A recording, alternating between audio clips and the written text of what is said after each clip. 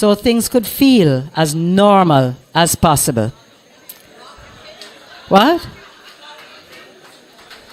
Can't hear you.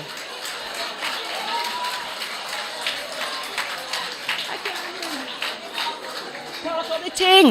Talk up the thing. Okay, I'm going to turn it up now. Oh, goodness.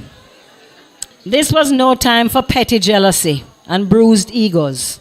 It was a time for one love in the broadest sense of the phrase.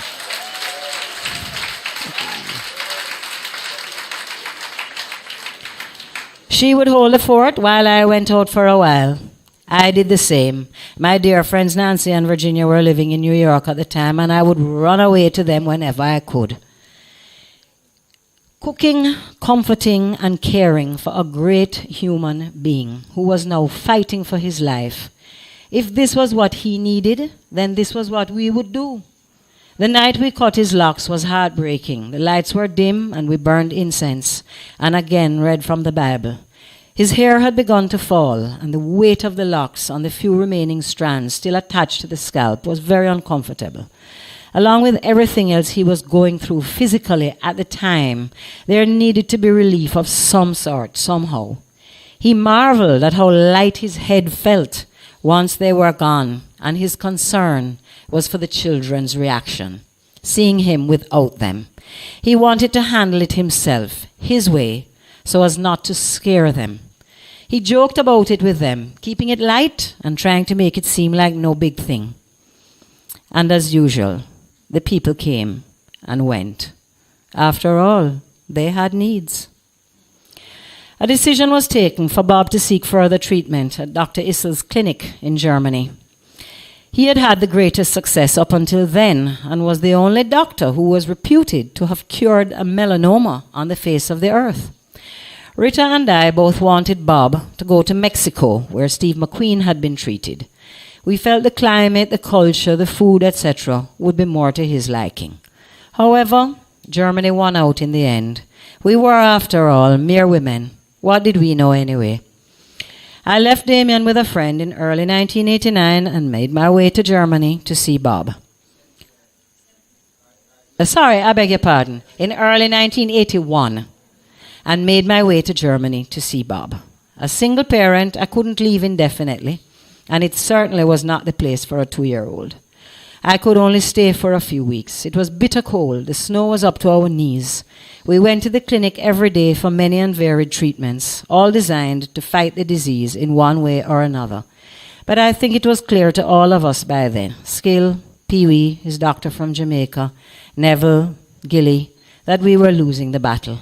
It was a very sad time, needless to say, and Bob underwent a number of different surgeries as he continued to remain strong and resolute in his fight for the life that the world so admired. In early May, the clinic in Germany said there was nothing more they could do for him. Bob was flown privately back to Miami as the first stop on his way home. He never made it. Damien and I arrived in Miami on the 10th of May, 1981. We would see Bob for the last time that day. While dressing Damien to go back to the hospital the following morning, we got the news. There would be no more visits. Bob was gone.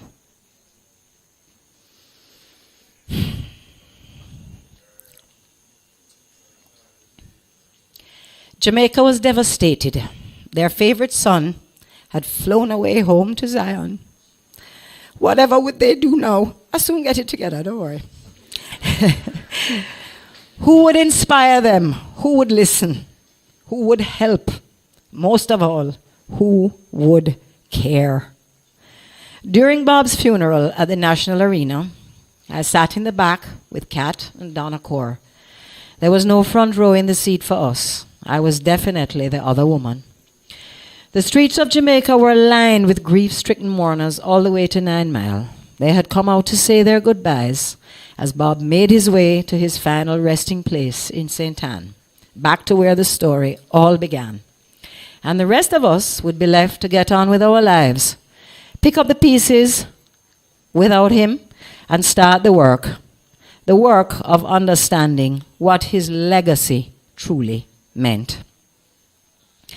I later married Tom Tavares Finson and went on to have 2 more children, Christian and Leah. I felt it was important to raise Damien in a family, the kind of family I understood, while giving him the best possible education